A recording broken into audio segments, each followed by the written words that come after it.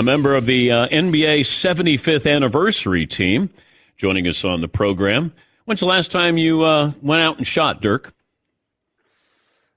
Hey, Dan. How's it going? It's been a minute. I've been staying busy with other things and, been playing more and more tennis in my retirement, so I haven't played that much hoops at all. How did you end up at Duke for the Coach K farewell tour? Great question.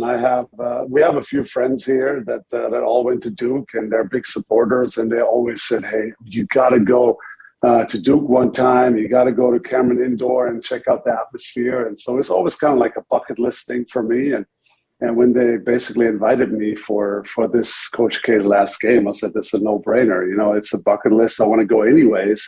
And now to get to see Coach K's last game. So it was a no-brainer, and it was an unbelievable atmosphere. I mean, an atmosphere that I usually only see in Europe, where guys jumping all game long and throwing stuff. And that was amazing. But just, UNC stealing the game at the end was a little bit of a buzzkill, but I still had a great time. Did you get scholarship offers in Germany? I had a few offers back in the days. I actually visited some colleges. I visited Kentucky at the time. I visited Cal and Stanford. Not sure I would have gotten into Stanford with what I performed in high school. I think they would have got you in, Dirk. Kentucky would have got you in, that's for sure. I would probably think I would have gotten into Kentucky. So those are the three I looked at, and I decided then to go straight in the NBA. And obviously that was the right decision for me at the time. Who was the first pro you ever faced? First American pro? What do you mean, my first NBA game, or no? When you came over, like international games, or when you first got drafted, like the first NBA player you faced, was it in your first NBA game? No, actually, we had Nike did a promo tour through Germany and Europe back in the days. It was called the Hoop Heroes, and they had a team that was stacked. I remember Scottie Pippen, Charles Barkley was on it, Jay Kidd, Gary Payton, Vin Baker, tons more. And they played 2 or 3 games throughout Europe. And so I got to play against them. At the time, I was just in the Army. I'd finished high school. Then I went to the Army for 10 months. So I played against them twice in Berlin and Dortmund, I believe. And that was really my first time seeing the real stars. And it was a fun up and down game, and I had a blast. And that's when, after the game, famously, Charles offered me a scholarship to Auburn. And he said, I'm going to get you into Auburn, even though Auburn hadn't recruited me at the time. But he said he can make it happen. So that was sweet. What was your role in the Army? So I did, back in the days, it was mandatory in Germany. So I did 2 months basic training, and then I kind of got into a sports company, which then allowed me to stay home and really start training with Holger at the time, really start training professionally, started training 2 or 3 times a day. And so that was when the rest of the 8 months. And then basically once I got out of the Army, I came over. I was drafted and I came over to the Mavs. Do you ever wish you had gone to college, at least for 1 year in the States? You know what? People have asked me when I was sitting there and soaking up the Duke atmosphere at Cameron Indoors. I mean, 1 year I think would have been fun, but as you know, my style was a little different. I think if I would have gotten to college, I think they would have put me in the weight room first and put me on the block. And it was still old school then. The game was different. I was really skinny. And my worry was that they would change my game a little bit and put a little bit more weight on me and put the bat back to the basket. And so going to the NBA and going to Don Nelson, of course, who was a mismatch master at the time, and he thought the game a lot different. So that worked out perfectly for me, I got to say. He supported me. He let me shoot threes. He let me play my game. And so I owe Don a lot. Even if I would have gone to the NBA and come to a different situation, things might have changed my outcome. But you look at this, and you did change the game. Michael Jordan, we can say, changed the modern game. You could say that Steph Curry has changed the game. But for big men to go outside, you guys were always yelled at to go inside, get on the block. 7-footer shooting and shooting as well as you did, you changed the game. Did you realize at the time that you're changing the game or the perception of big men? I appreciate that. There was a few big men, obviously, that could shoot before me, whether it was Schrempf, was a German legend, or whether it was Kukoc, and some guys that spread the floor. I think I came in at a time when the league was changing, where the league was putting in the zone defense. It was getting rid of some of the hand checking from the 90s. So I think that the game was changing into more of a free-flowing passing game, a pick-and-roll game, away from, somebody dribbling 10 seconds on the ISO on the wings. I think the game changed, and I was fortunate that I was there at the time when the game was changing, and I was, now it's fun to watch these big guys come in, all skilled, all can bring up the ball, can initiate the offense, can shoot, can post, and the versatility from the bigs these days is just fun to watch. Well, I wonder the impact that maybe Larry Bird had on you. Here's a 6'9" guy who was a great shooter, winning the three-point shooting contest. I don't know who impacted you growing up, where you thought, hey, it's okay for me to go outside, or I can perfect this. So I was a huge NBA fan starting in the 90s. I just missed Larry. So I was more of a Chicago Bulls fan in the 90s there, of course. Then I got to know Larry and did research on the league and saw obviously he's one of the best ever. But in the 90s there, when I grew up, there was some just before my time. So I was a big Bulls fan. Back in the day in Germany, they only would show 1 or 2 games a week, and it was always usually the best team. So I was a diehard Bulls fan, with Kukoc and later on. And so, I saw my game more like that, more facing the basket. I didn't have a big frame. I was super skinny. I weighed maybe 220 pounds max. And so I was, it was easier for me to move and face the basket always than with the back to the basket. What was it like the first time you met Michael Jordan? So, MJ retired with the shot game 6 in Utah. I was drafted that summer. Then we had the lockout, and I'm thinking I'm about to play against my hero, against my idol. And then he retired, and I'm like, oh, no, I've just missed my hero by a few months.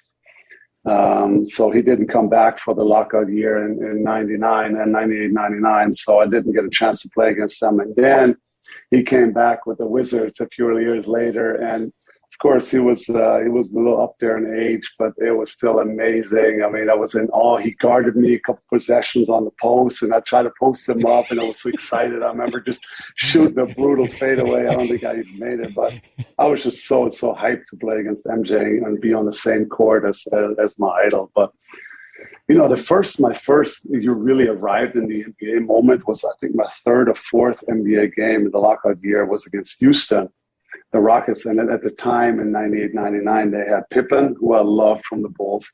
They had Charles Barkley, who I loved. And they had Hakeem Olajuwon, who I watched in the 90s winning back-to-back championships. So I'm running around on this court thinking, what is happening here? This is super surreal. So that was my definitely, I have arrived in the NBA moment. Did you ever ask for a jersey from these guys? I did not. I didn't want to be that guy. First of all, I was way too shy. I wouldn't have even known how to address them or talk to them. So I kind of did my thing, and then I went in the locker room. I didn't really have the guts to do it. How much trash did they talk to you? I mean, not that trio, but there was obviously when I first got in the league, I was skinny. I was from Europe. I was shooting jumpers. So, everybody was kind of like, hey, he's soft. Let's see what he's made of. And I remember I was guarding somebody right in front of the opposing bench. And all I can hear from the bench, go at him. He is soft. Blow by him. And so, I mean, I heard all these things, of course. I hear all these things. And I thought it motivated me to push through and get a little stronger and work on my game. And, as you know. How did Kevin Garnett treat you? He tried to be pretty intimidating, always, especially at the beginning of my career when we were getting better with Dallas. We were pushing into the playoffs there. My first 2 years, we missed the playoffs. My third year, we finally made the playoffs. And then, he tried to intimidate me. And, sometimes there'd be a timeout. I'd walk out of the timeout. He had already left his timeout early to stand there and walk with me, nose to nose almost. And that was KG. I loved his passion, his intensity. And he was a little crazy. So we had some great battles over the year. Obviously, the fiercest competitor also bring out the best in you, and you try to, hold your own. And so we've had some great battles over our careers. Kobe closes out his career with 60. That doesn't happen, Dirk. How do you explain that night that Kobe just goes for 60 and says, "See ya"? Unbelievable. I mean, to me, I played against, Shaq and Timmy D and all the great players. To me, Kobe was the greatest in his prime that I faced. And I always tell the story when we played in LA, I think it was 06 or 07, he scored 63 through three quarters, and we as a team scored 62, and he outscored us by himself.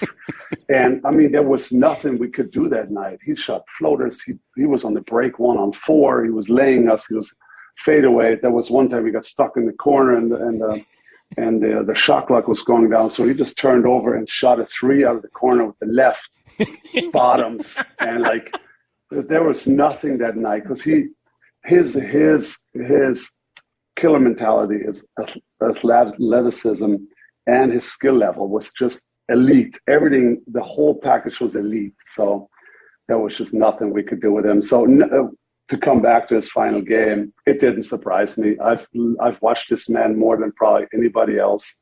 While I was in the NBA, I always try to catch his fourth quarter somewhere in LA. Before I go to bed, I'm like, oh, Kobe's playing the home game in Staples. I gotta tune in. Something is about to happen. So I never made it a big secret. I was a big admirer and a big fan from afar, and had a huge amount of respect. So that to score 60 in this final game, I don't think anybody was surprised. And then he scores 81. Is somebody going to score 100 in a game? I mean, it's going to be tough. I mean, if somebody's going to do it, it's going to be in the nowadays game. Not in the 90s. It was pretty much impossible with the physical style. But now the scoring is up, and the court is way more open. And so, I mean, if somebody can do it, it'll be now. But I mean, I don't see it. But you never say never. The records are always there to be broken. But we'll see what happens. But it's actually funny, when Kobe had 63 on us, he didn't play the whole fourth quarter because they were up 20-25.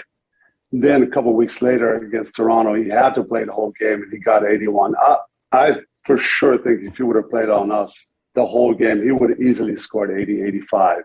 I mean, that's how he was going nuts. And so that's the type of role he was on in that couple of weeks stretch, and it was unbelievable. But you're born, obviously, with certain traits, characteristics. Certain players have. Michael Jordan had that, I'm going to kill you. Kobe had that, I'm going to kill you. Can you acquire that? Like, if you look at that and go, I need to have more of that in my game, can you put killer instinct, assassin into your game?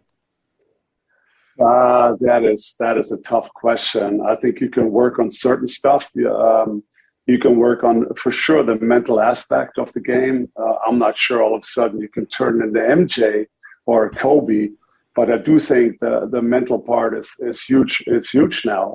I think we learned so much about your mental approach to the game the last 20, 30 years. We didn't know much back in the days. We didn't know much about nutrition. When I first got in the 90s, we were eating burgers pregame. We were doing all sorts of stuff, and nobody really trained their mind and their brain. And now the last 20 years, I think we know so much more. And all these athletes now are like vegan and have mental trainers and coaches. And so I think that's definitely an area where you can work on and improve. But I'm not sure you can turn into a Michael Jordan. I think that's something he was just born with. But I don't know if, when the Miami Heat and Wade and LeBron sort of mocked you for coughing, if you in your mind, like, do you turn something on and use that against them in the NBA Finals? Not really. At the time when I saw the video, we were up 3-2 and we're going to Miami. And so we're literally one game away from my dream that I've been chasing for. I was in the league, I think, 11 years already. And I always fell short. So, if anything, I told the team, I said, let's stick together and let's close this out. And then the funny thing in Game 6, then maybe I was pressing even too hard. I don't know if you remember, but at halftime of Game 6, I was 1 for 12, probably one of the worst performances of anybody in a half in a finals game. And it took me a little bit. I don't know if I was too hyped. I wanted to force things. Maybe the whole mocking thing, I tried to force it even more, and things were just not happening. But second half, I was able to slow down a little bit and let the game come to me a little more, and we ended up winning in Game 6. So that was probably one of the worst halves ever played by somebody in the finals. Do you hold any grudges with at all. With anybody?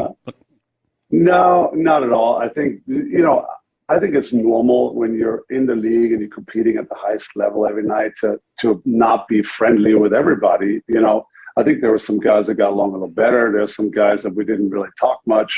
But I think that's part of being a competitor. But also, once my career is over now, made peace with everybody. And I don't have any hard feelings. I doubt there's a lot of guys that have hard feelings towards me. So it's just, I try to compete, I try to win. And then, now it's over. It's, we all had a good time. You want to coach? Be a GM? I'm not really sure what the future brings. Honestly, I've been enjoying traveling with my children. We have 3 young kids, and I'm enjoying being home and traveling with them a lot. And I do some advising for the Mavs at the moment, and to do other things, learn about business side. And, I have 2 foundations, one in Germany and one here in the U.S. So I stay busy. But we'll see what the future brings. I'm not a coach. I would say that's not my mentality to stand there and motivate guys and hold big speeches. That was never my thing. Even while I played, I was more the guy that led by example. I never wanted to stand in front of the team and talk. So I don't think that's in my DNA. But maybe some front office stuff in the future. But we'll see what happens. I think it's still a little too early for me. I'm enjoying my time with the family for now. If I said describe Luka Doncic to people who've never seen him play, how would you describe him? I mean, honestly, he's a complete package. He's a big guard. He's got everything in his game and offensively that you would hope for. I mean, he can break you down off the dribble. He's not the fastest guy. He's a big guy, 6'9", big guy, but has the skills. Has the strength, can go by anybody. Once he has you on his butt, on his shoulder, he's so strong. He just can move anybody. And he's got the big shot mentality. He's got the confidence to take over in big moments. So he can post. He worked on his floater the last couple of years. So now he's got the in-between game. I mean, honestly, he is as full of a package as a 23-year-old as I've seen, because usually, it's how he reads the game, how he reads the pick and roll situation, how he passed the ball. Usually, I think you develop that more as you get more experience. This kid came in at 19, 20 years old, and the way he saw the game was something I've never seen in my career. So we're so happy he's playing for the Mavs, of course. Were you ever called for an offensive foul when you would do your little step back and put your knee into somebody's groin? Not when I shot it, but sometimes I got it when I try to create space and somebody was really on me, and I really try to put my shoulder down and create that little bit of separation that I needed. I think especially later in my career when guys knew that was coming. I couldn't really drive. So they were really up on my shoulder. And then when I did try to lower it a little bit, I think that's when I got some offensive foul. But once I got the little separation and I was leaning back, I don't think I ever got that called as an offensive foul. Yeah, but you were using your leg as a weapon, Dirk. I mean, a little bit, but like I said, you first create the separation with backing somebody down, and then once you take a step back, it's not like I bumped and then immediately shot. I did step back from one foot to the other, from the right leg to the left, and that is already creating enough separation to raise the knee up. So I never really need anybody in the groin or in other areas during that shot. That never really happened. Has Mark Cuban ever been the best shooter on the team? Never. I think in his mind he believes he was, but honestly, he played a little bit, obviously as a hobby, and he's got a little stroke, but it's a super slow release. But he's just a super fan. When he bought the team, we used to play one-on-one and shooting games after practice all the time, and that's the kind of relationship we had. And so he's been sort of a mentor and obviously a good friend of mine for a long time. So I do owe him a lot. Thanks for opening up the scrapbook. We appreciate you telling stories there, Dirk. Thank you very much. Yeah, no, thank you guys for having me. Take care. That's Dirk Nowitzki. He won a championship. He's a former MVP, finals MVP as well with the Mavs.